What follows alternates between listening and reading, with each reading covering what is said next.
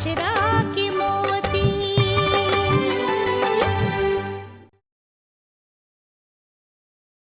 देखो, अब तक जौन कुछ भी हम तोहरा के बताऊनी वो रहल हमार मरहूम बहन के बायोडाटा।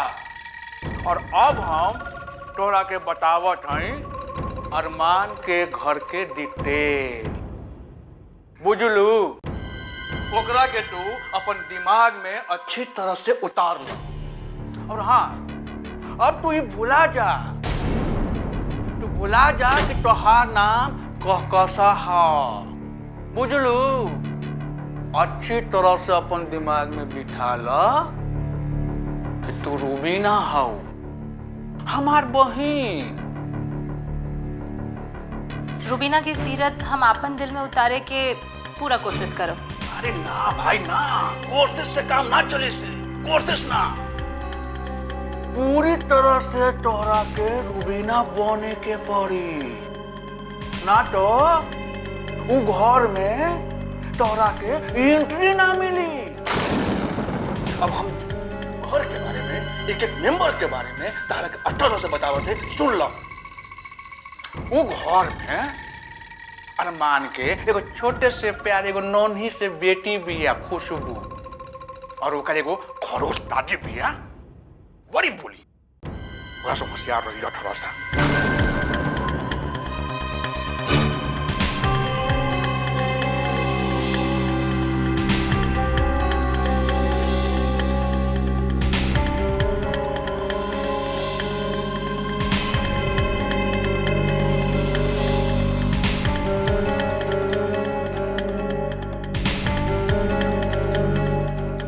ठीक है, अब हम चलत हैं आगे के प्लान के तैयार करे खातिर।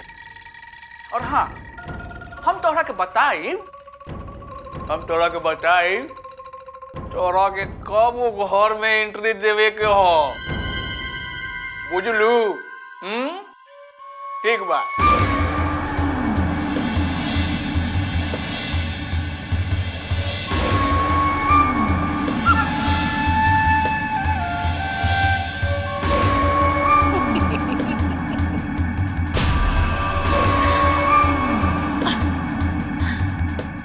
दौलत का करावेला औरत से? कबो गुलशन तो कबो कहकशा तो कबो रूबीना।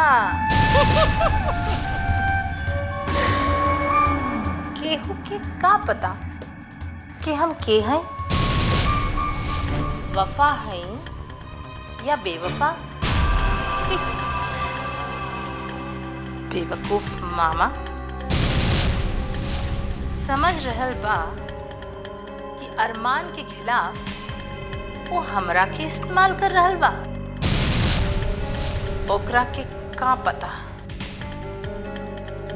कि अरमान के घर में जाए खातिर हम ओकरे के इस्तेमाल करत हई।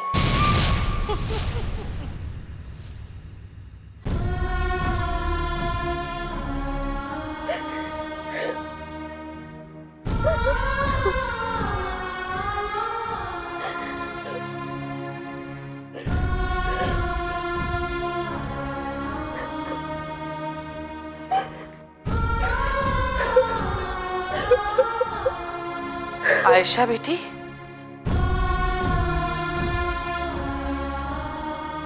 ई का तू नामुराद के खातिर रो बताओ? हाँ, हम आंसू नहीं के भाव, बल्कि ई तो अपने आप बह रहे नहीं। हम इनका चाह कर भी रोक ना पा रहे नहीं। करे भी तो का करे? वक्त हमारी जिंदगी के रुख बदल के रख दे ले बा। न जाने कौन और जा रहा बा ये जिंदगी हमरा के तनहा लेके। कुछ समझ नहीं क्या। हर औरत के हम सफर होला, ओकर शौहर हम कदम होला, ओकर शौहर। जे ओकरा साथे कदम मिला के चलेला। बाकी हम कितना बदनसीब औरत है कि अपन शोहर के साथे कदम से कदम मिला के ना चल सके थे। काश काश अल्लाह हमरा के मिल जाई तो हम रो रो के पूछी कि हमरा के ऐसा शोहर काहे दिल, जेकरा पास ना गैरत नाम की चीज बा और ना ही खुददारी नाम की। लालच की तस्वीर हो हमार शोहर, जेकरा साथे कुदरत हमार रिश्ता जोड़ देले। बाकी उनका ना ही अपने गैरत के फिक्र बा और ना अपन बीवी के।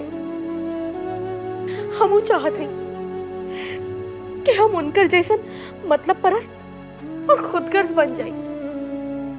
अफसोस अफसोस हम ना बन पा रहे हैं उनका जैसन मतलबी। खलो रह के हमरा के ई फिक्र सता रहल बा कि हम यहाँ सुकून से जी रहल हैं और पूरा जाने कहाँ दर दर के ठोकर खा रहल हैं।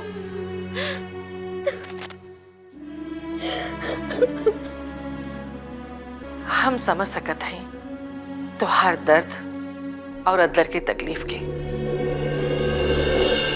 हम जानत हैं तू ऐसन ई खातिर कह रहल है काहे से कि तू एगो सच्ची मुस्लिम औरत हो और एगो सच्ची मुस्लिम औरत के बहुत सारा इम्तिहान से गुजरे के पड़ेला, लेकिन सब्र के दामन छूटे के ना चाहिए।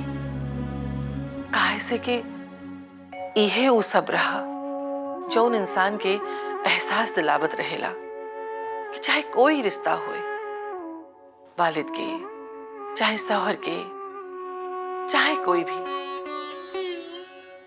उस सब के चल जाए के गम ना करिया। काहे से कि अल्लाह से बंदा के रिश्ता सबसे पुराना बा।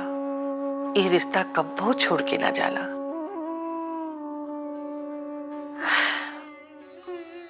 आयशा बिटिया पोंछ ले आंसू बेटा और सिर्फ अल्लाह से दुआ कर कि वो नामुराद राह लौट आवे। जबले वो सुधरी ना ओकरा खातिर आंसू बहावे के कोनो फायदा नहीं के। आज के ऐसा मरद जे अपन बीवी के पाँव के जूती समझेलन, उनके भी तो एहसास होए कि औरत से उबा ओकरा से औरत ना बा। चुप जा।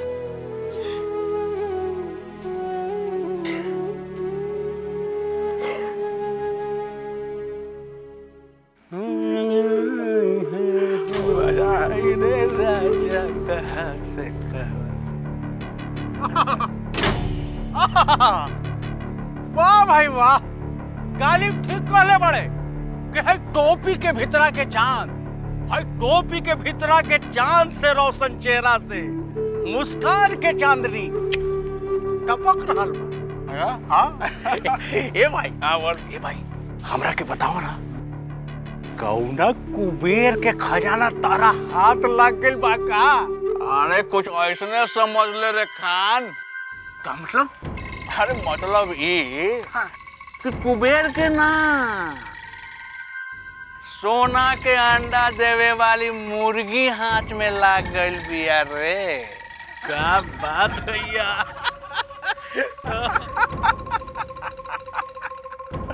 वो हमरा के रोज इतना अंडा दी कि हमर सारा मुश्किल छूमंतर हो जाए।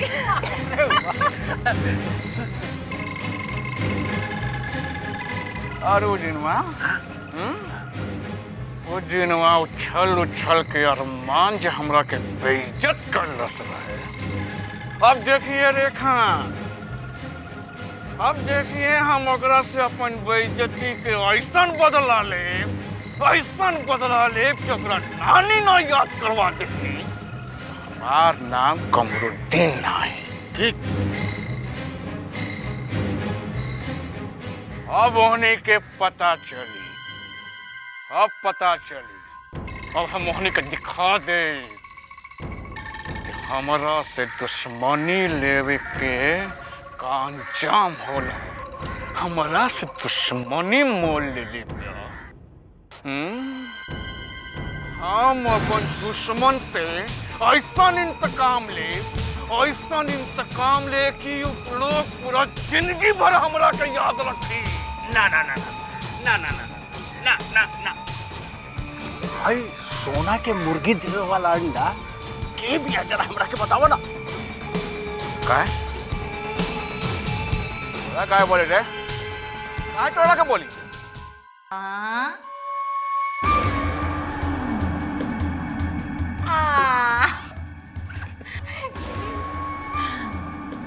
अरे हाँ, अब हम तोहरा के का कहीं? रुबीना, कहकशा, गुलशन या उहे जौन हमेशा कहत रहला, सारा। ज़ारा। तू ना रहतू तो शायद जिंदगी इतना इत्मीनान और ऐश से ना ही गुजरत।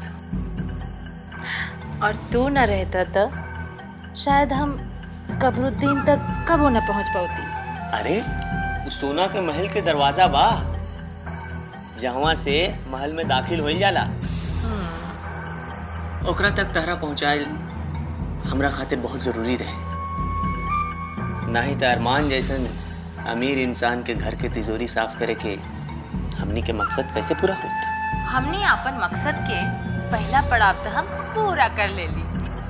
शुक्रिया बेवकूफ कमरू, बहुत बहुत शुक्रिया। वैसे तोहार दाखिला अभी बाकी बा। कोशिश करे कि जल्दी वो घर में तोहार एंट्री हो जाए। ओकर बाद रुबीना अपन असली औकात पर आ जाए, पूरा घर साफ और हम भी दोनों कहीं दूर चलल जाए और अपन मोहब्बत के नया शुरुआत करल जाए।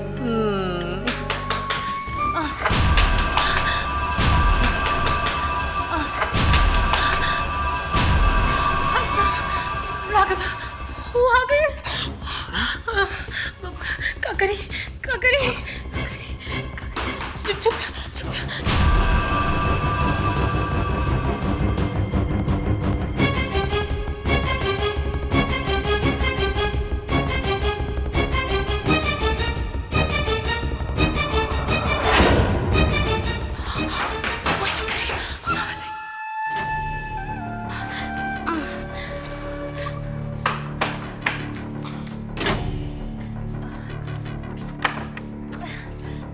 किवाड़ी इतना देर ना खोले के का मतलब है मोहतरमा? अब वो हमार आंख लग गई रहे। ठीक का? एगो दूगो एकर मतलब ये कमरा में कहीं और भी बा। कहाँ बा? बोलो कहाँ बा?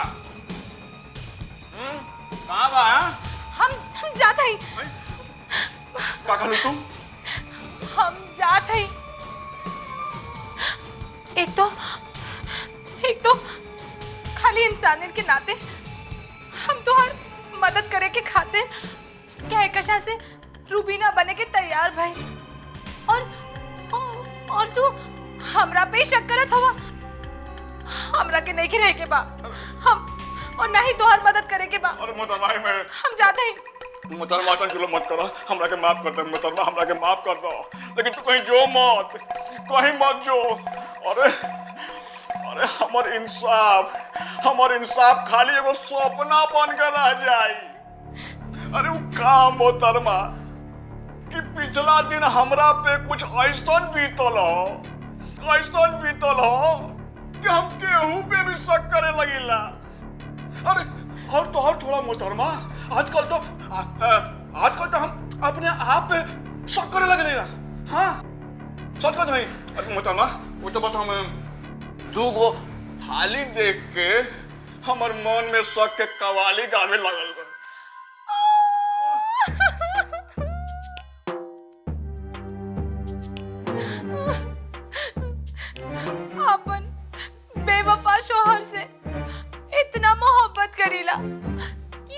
भी दस्तरखान पर 2 गो थाली सजा के रखीला और ये महसूस करीला कि वो हमार सामने बा और हमने दोनों एक के साथे खाना खा रहे हैं।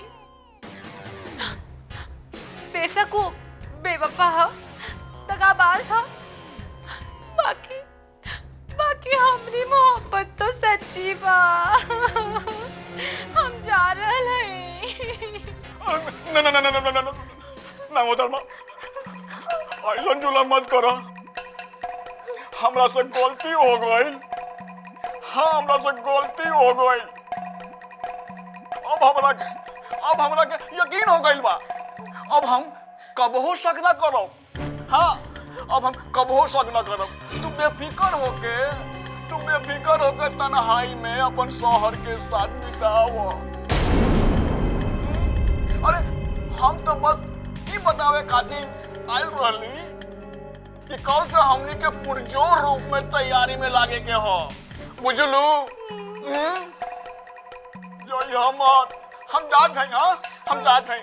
देखो जय हो मत। हम जात हैं। हाँ, हम जात हैं भाई। हम जात। सुन, कहीं जाइए मत। हाँ, हम ना शक करो। हम जात हैं।